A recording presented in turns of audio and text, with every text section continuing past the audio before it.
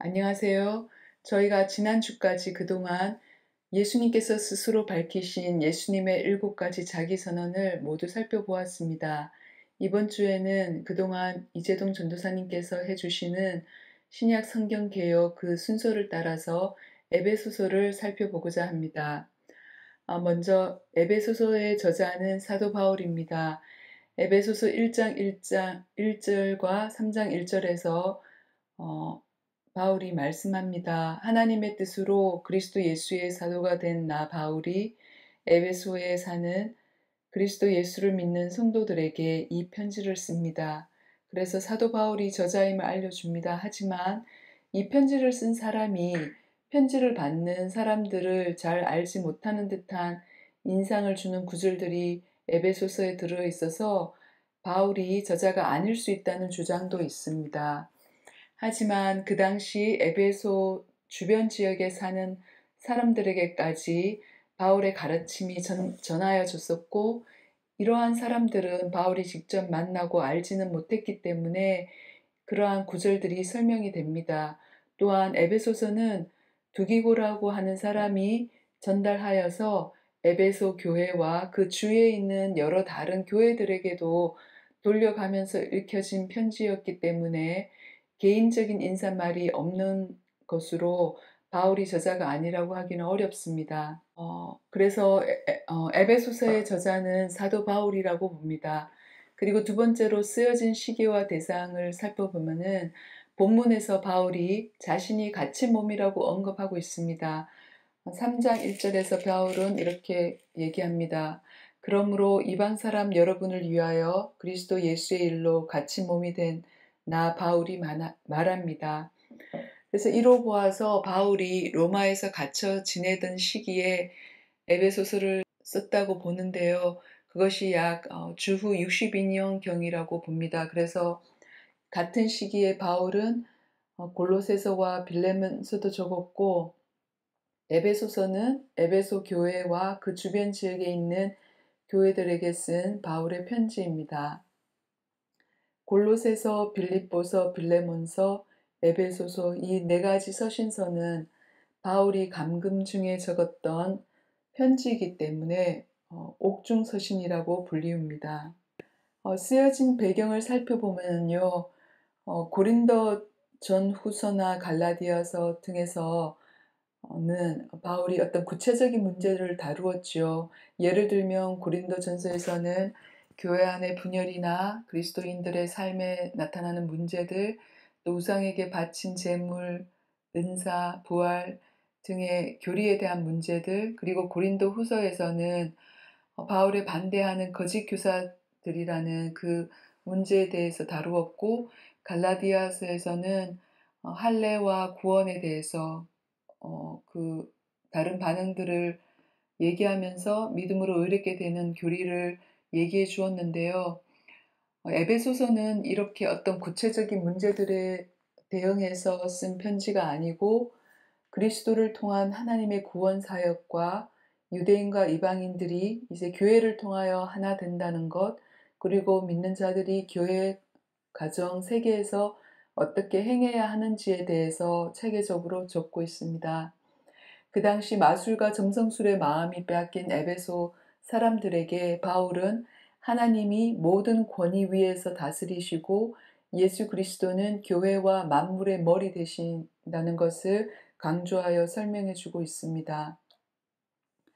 에베소라는 지역은 그 당시 아주 중요한 항구 도시였고, 풍요의 여신이라고 믿었던 아데미를 숭배하던 신전이 있었던 곳이기도 합니다. 바울은 이곳 에베소에서 3차 전도 여행 중에는 3년 정도 머무르면서 오랫동안 사역했던 곳이기도 합니다. 바울은 에베소에 있는 두란노 서원에서도 가르쳤고 사람들의 병을 고치고 귀신을 쫓아내었습니다. 특별히 사도행전 19장에는 사도 바울의 사역의 내용들, 특별히 에베소에서 행하였던 모든 사역의 내용들이 아주 자세히 있어서 한번 이 에베소서 개요를 하시기 전에 읽어보시면 많은 도움이 될 것 같습니다. 또 바울은 에베소서를 떠날 때 디모데를 그곳에 남겨두어서 복음을 계속 전하게 하였습니다. 디모데전서 1장 3절에 이렇게 말씀합니다. 내가 마케도니아로 떠날 때에 그대에게 에베소에 머물러 있으라고 부탁하였습니다. 그것은 그대가 거기에서 어떤 사람들로 하여금 다른 교리를 가르치지 못하도록 명령하고 신화와 끝없는 족보 이야기에 정신을 팔지 못하도록 명령하려는 것입니다. 이렇게 에베소는 사도 바울의 사역에서 아주 많은 의미를 지니고 있는 지역입니다. 이렇게 에베소에 있는 교회와 그 주위에 있는 교회들에게 적었던 사도 바울의 편지인 에베소서는 다음과 같은 중요한 주제들을 다루고 있습니다. 먼저 모든 사람은 본성상 영적으로 죽었고 사탄의 지배 아래에서 하나님의 법에 불순종하고 있다는 것을 말씀해 줍니다. 하지만 하나님은 그의 백성들을 예수 그리스도 안에서 구속하시고 흠이 없게 하신다고 또한 적고 있습니다. 예수 그리스도 안에서 하나님의 풍성한 자비로 죄인들은 구원을 받는다고 또한 에베소서에는 적고 있습니다. 모든 만물을 하나님을 위해 구속하시는 분이 예수님이시고 그래서 그리스도는 현재와 미래의 모든 영광과 권위를 받으시기에 합당한 분이시라는 것을 에베소서에서는 또한 강조하여 말씀해 줍니다. 다섯 번째로 에베소서는 예수님은 그의 몸인 교회 안으로 유대인들과 이방인들을 새로운 피조물로 하나 되게 하셨다고 합니다. 그래서 그리스도인의 사람들은 이제 생각, 말, 행동에서 거룩한 새 삶을 살도록 구원받았고 그래서 예전의 죄된 생활 방식을 벗어버려야 한다고 적고 있습니다.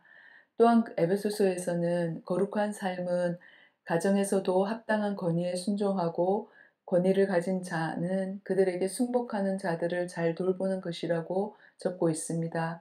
그리고 마지막 장에서 에베소서는 예수님은 교회에게 능력을 주셔서 하나 되어 성숙하여 악마의 관계에 맞설 수 있도록 하신다고 또한 적고 있습니다. 이러한 중요한 주제들을 에베소서에서 다루고 있는데 그 에베소서의 구성을 살펴보면 크게 두 가지로 나눌 수 있습니다. 첫 번째 나오는 1장, 2장, 3장에서는 그리스도인의 특권에 대해서 그리고 그 다음에 나오는 4장, 5장, 6장에서는 그리스도인의 책임에 대해서 다루고 있다고 말할 수 있습니다.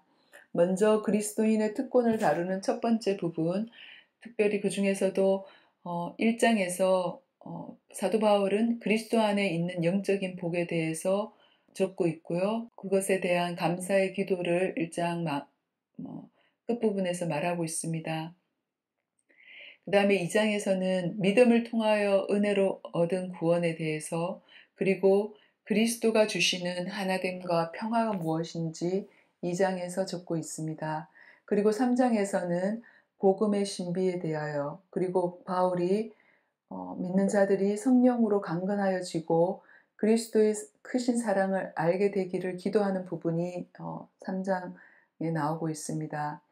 그리고 이제 두 번째로 그리스도인의 책임을 다루는 두 번째 부분에서 먼저 4장 첫 번째 16절에서 사도 바울은 그리스도의 몸 대신 교회의 하나됨에 대해서 다루고 있습니다. 그래서 교회가 그리스도 안에서 하나라는 것을 이제 설명하시고 교회에 대한 부분이 많이 나오는데요. 특별히 저희 가정교회 내기둥 중에 하나 성경적인 사역 분담을 설명해 주는 에베소서 4장 11절에서 12절이 그 두 구절도 이 부분에 사도 바울이 하나된 그리스도의 몸된 그 교회를 설명하는 부분에 포함되고 있습니다.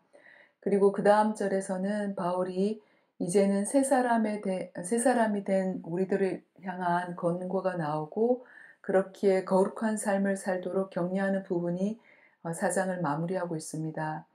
5장에서는 그리스도의 사랑 안에서 사는 새로운 삶에 대해서 말씀해 주십니다. 그리고 특별히 5장 21절에서 6장 9절에 걸쳐서 사도 바울은 남편과 아내가 그리고 자녀와 부모가 종과 주인이 어떻게 서로 사랑하고 순종해야 되는지에 대해서 설명해 주십니다. 그 다음에 6장에서는 악마의 관계에 맞설 수 있도록 우리의 온몸을 돕는 하나님의 갑옷이 어떤 것인지를 설명해 주십니다.